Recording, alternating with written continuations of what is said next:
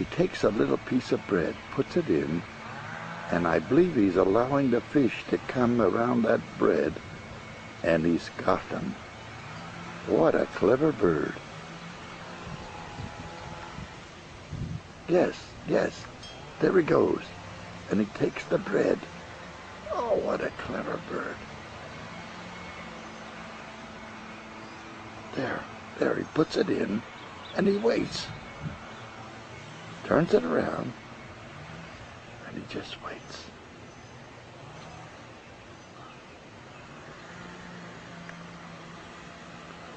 He's moving to different areas.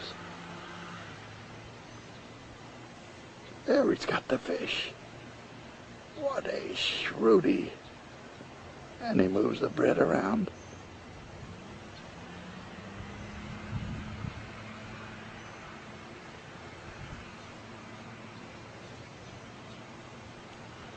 There he's got another fish. Shrewd. I've never seen anything like this.